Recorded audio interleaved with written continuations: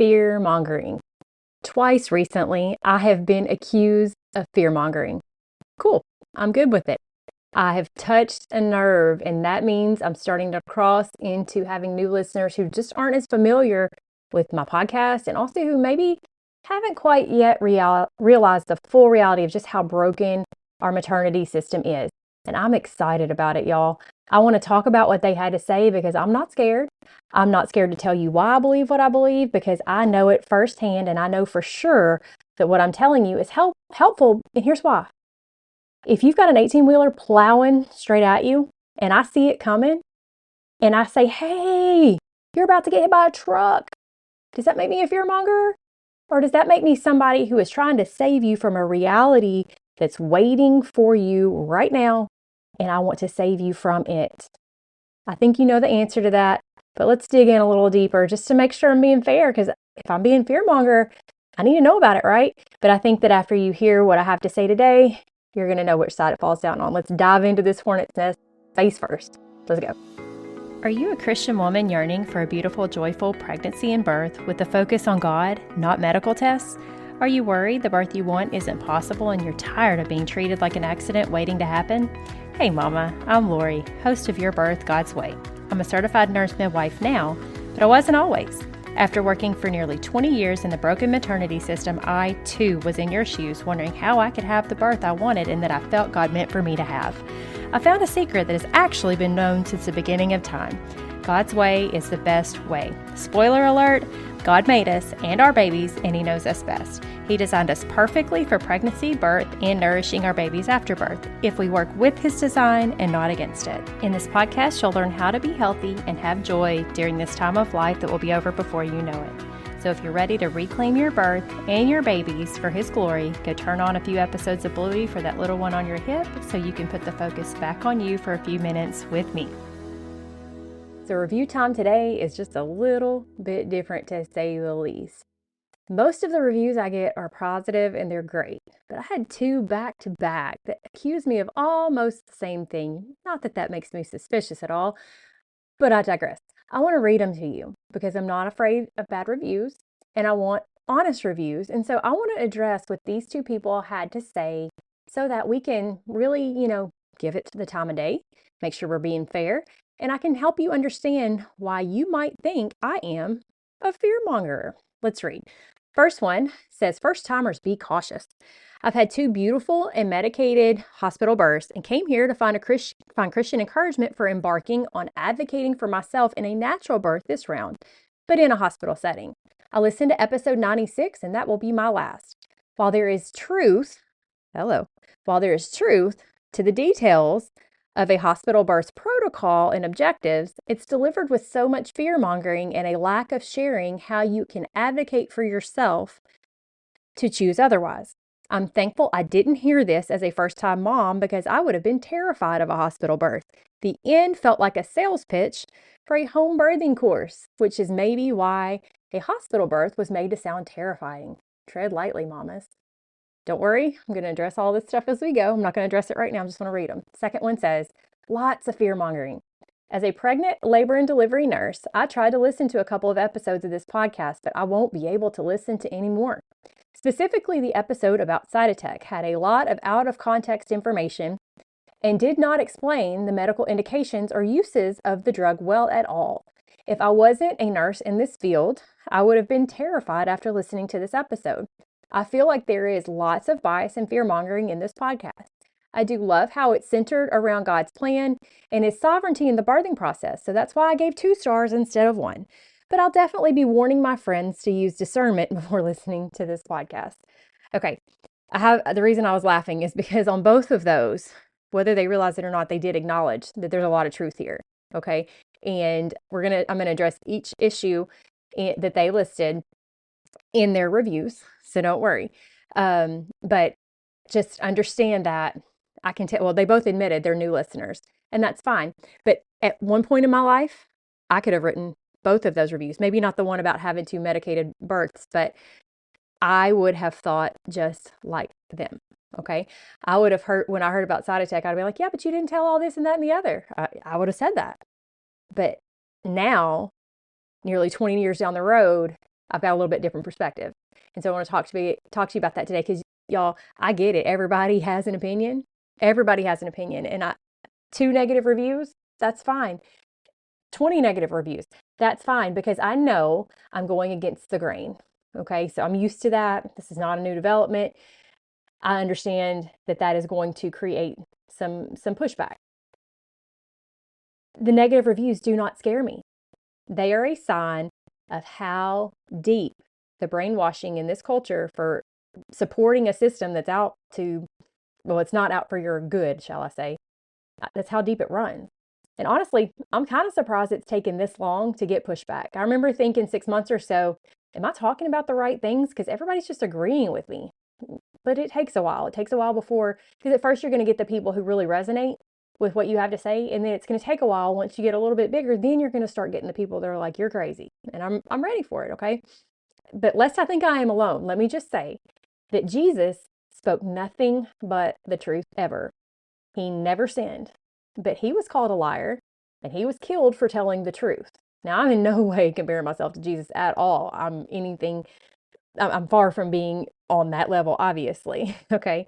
But if the only perfect man who ever lived received received negativity and he received persecution, all I can say is I can't be surprised when I receive it in my imperfection, and I'm in good company.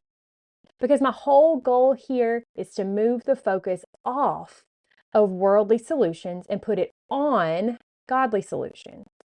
I don't always do that perfectly, but from the feedback I get overall, I know that for the most part, after 2 years, that is what's happening. Reviews like this totally miss the point. The antidote to fear is submitting to God's will that we find in his word. And funny that these 2 reviews were followed by someone, the very next review that I'll read in a future podcast, who said the podcast helped them get out of fear by focusing on God. And that's the whole point. And I'll read that review, like I said, in a future episode. But for now, let's just look at these 2 negative reviews. Usually the way that you know that you're doing something right is by touching a nerve, because people are starting to react. You've hit something that is a sore spot. And so these reviews are actually encouraging. An L&D nurse, labor and delivery nurse, is telling me I'm wrong. Well, of course they think I'm wrong. If they didn't think I was wrong, they wouldn't be working on labor and delivery. They are as bought in as I used to be. I would have, like I said, I would have left that exact same review maybe 15 years ago. If you'd made me listen to my podcast when I worked in labor and delivery, if somebody else had been doing my exact podcast and you'd made me listen to it, I would have bit back too, because I had not realized the truth yet. Would I have thought that what I was saying, or what the person in my supposed shoes was saying, was fear mongering back then? Yeah, I would. Would I have thought my episode about side attack was out of context? Would I have thought there was a medical indication for it? Yep, sure would.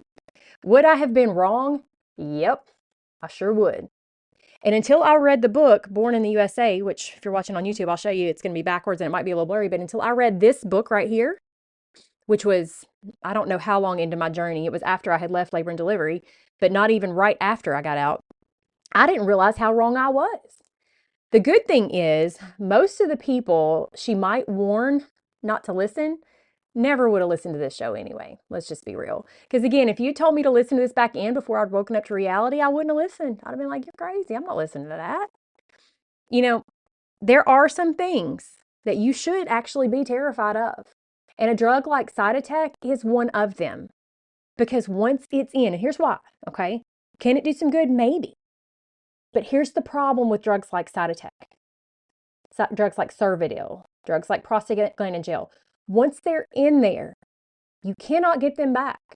And so if your uterus, which you won't know until it happens, that's the problem.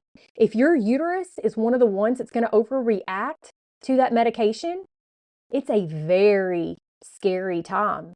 And you might very well end up in an emergency C-section that never had to happen if you hadn't let that drug get into your body, if you had just waited on God. Now, do I know there's occasionally a reason for a medical induction? Yes.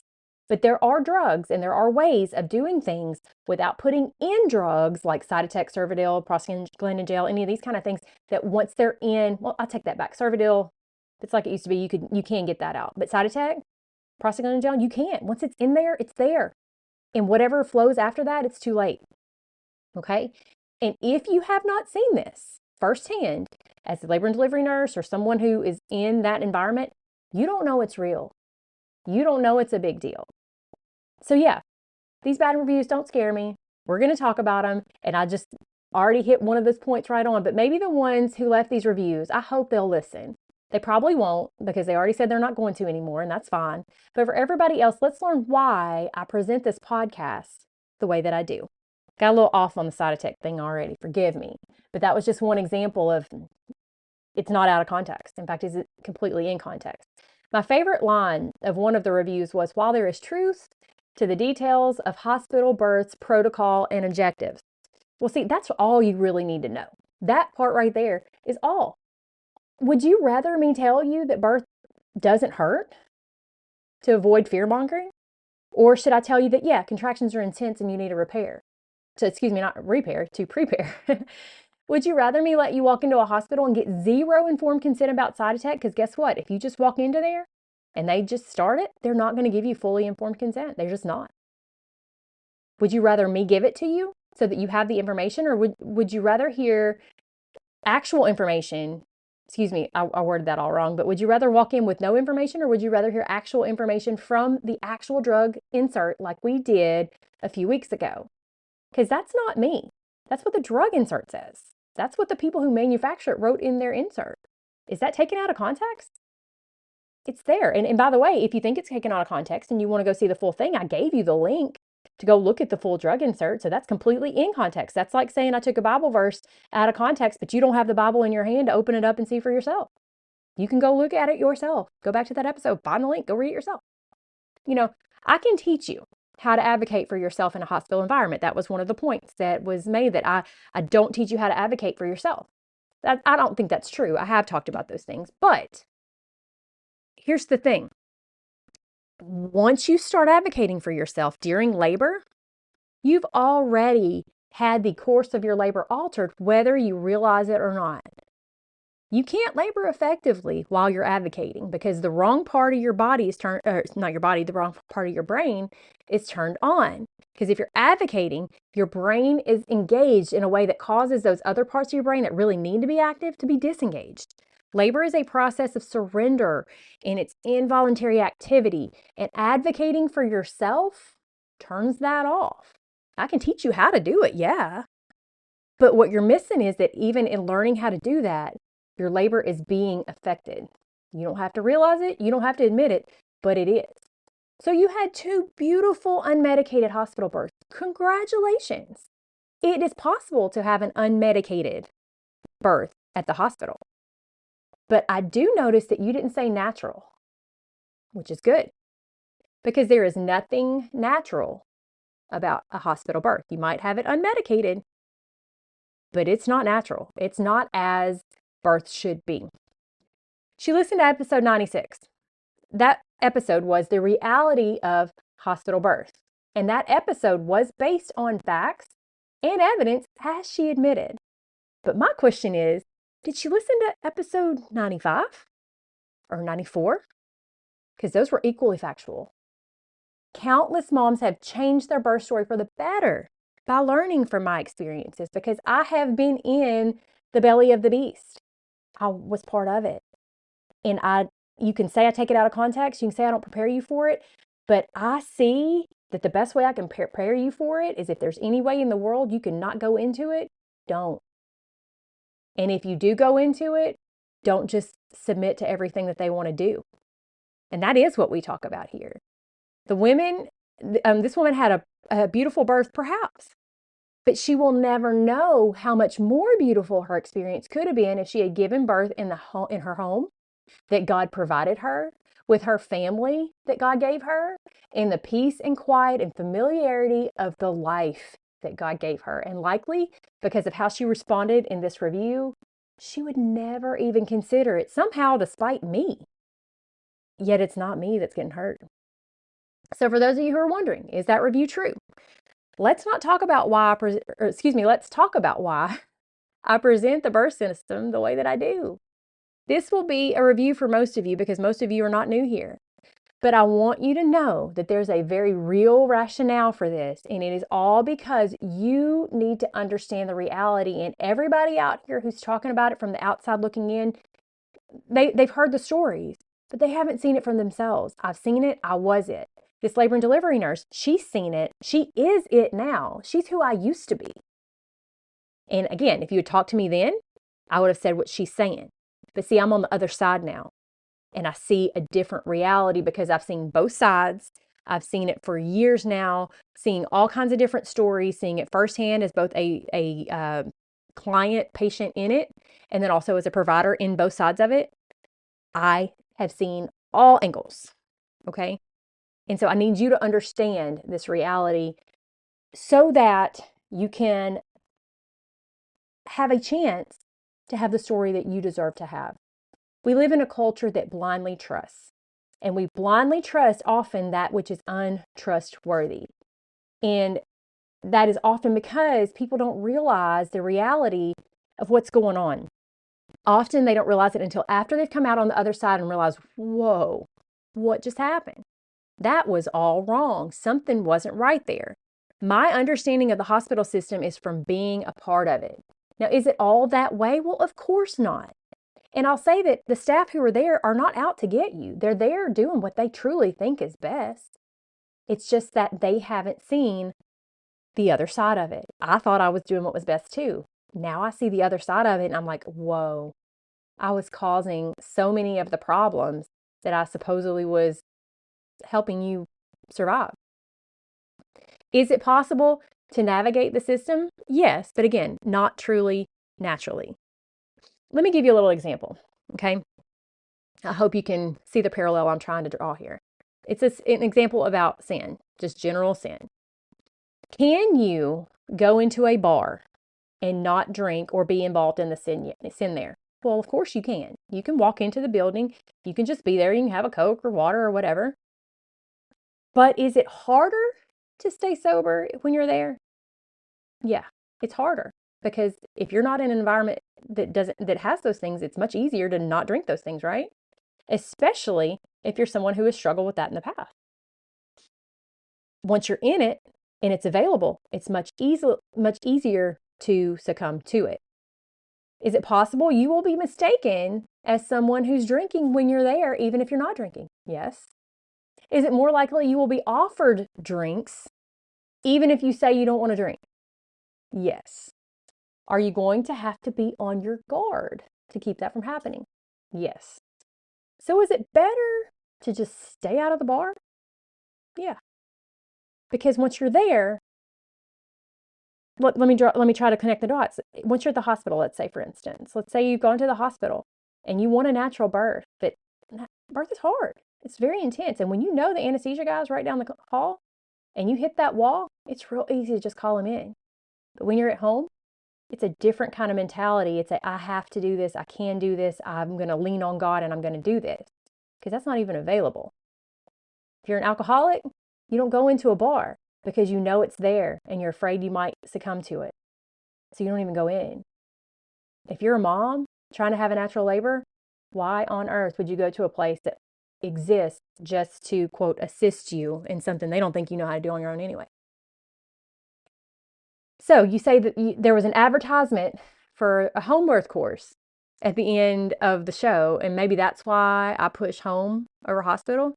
Is that why I push home over hospital? No, absolutely not. I push home birth over hospital because I know the reality. And I push home birth course because I've seen the other ones out there and none of them cover everything that you need to know. So I just made one myself to help you prepare. And I put everything in it that I know from a labor and delivery nurse's perspective, from a doula's perspective, from a midwife's perspective, and from a mom's perspective who has had a natural labor. I put in there all the things that I know that you need to know to have the best chance to succeed. That's it. I filled a vacuum that there was in the market to help moms accomplish what they're wanting to accomplish, but they're not finding the tools that they need out there. I understand the interaction of this system better than most because, again, I was part of it. And there are some decent courses out there, but most don't have both sides. They don't have the benefit of being taught by somebody who has actually worked both sides of it as a dyed-in-the-wool believer on both sides. Because when I was in the hospital, I believed it wholeheartedly. And now that I'm on the home birth side, I believe it wholeheartedly. And it's not because I have, I can just play both sides of it. It's because I've been on the other side. I understand that side, and I would not ever choose to go back to it. So to somebody just dropping in, you might think I'm just here just to make a buck. If that's you, you'd probably laugh at my bank account. Let's just get real. Yes, I'm trying to build something here to help more and more moms and to help my family. And yes, I want to help as many moms as I can to avoid the system that I know is designed to derail their plans, even if an occasional mom manages to escape with her plan intact. But if you truly think that I'm here just to make you afraid and to make money off of you, I would invite you to start listening back at episode 1 and actually get to know me. When you start reading a book in the middle, you'll never fully understand its context. And so if you're starting the show in the middle and you're not taking the whole thing in, it's not surprising that you have the perspective that you do. But what's actually fear mongering? Making a woman think that she needs a machine or a hospital or she can't possibly give birth naturally.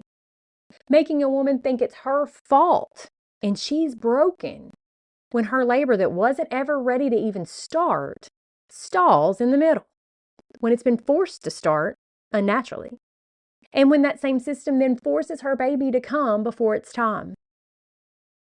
What's fear mongering? It's making women think that labor is so miserable and so painful and so awful that it must be numbed away. Or making women think that they can't possibly know their bodies better than a machine or someone with letters behind their name can. That's a few examples, just a very few examples of fear mongering. I'm here to help moms believe in their self, believe in their God and their God's perfect design for their body to work the way He made it to work when we work with it. And I educate women on how to work with it because our culture has caused us to forget or never know it to start with. That's why I'm here. That's not fear mongering, that's empowering. And if you are so brave that you can stand behind your keyboard and tell me without even a real name attached to it through a review that you think I'm wrong, I would invite you to come talk to me to my face. Because the reality is you won't, because you don't have the evidence to back up your perspective. You have your opinion, but the evidence does not support in any way that the hospital is better. Okay? And I'm not trying to make women afraid of it so they'll come running to me. I'm trying to make women aware of it so they will run to their God, who designed them, who loves them, and who wants them to have His best. That's the truth. Those reviews, neither one of them had identifying marks on it. Because see, in this day and age, you can leave your negative review and you can badmouth people and you can impact their listenership if that's what you want to do. But in the meantime, it's moms that are suffering.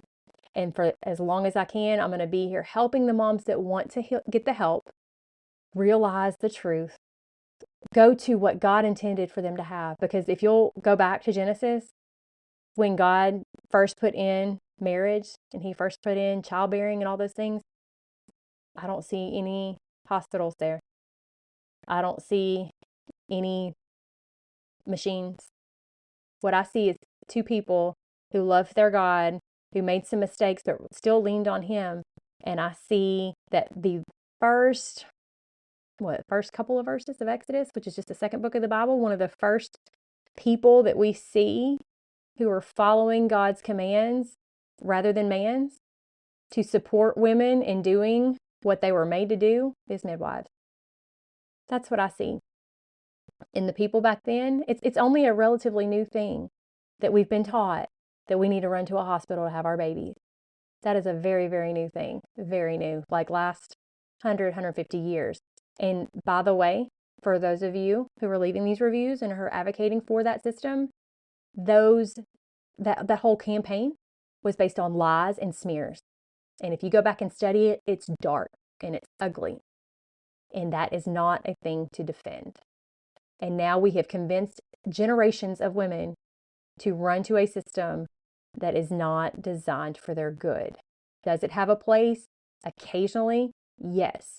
But is that place for all women? No. In fact, it's not the place for most women.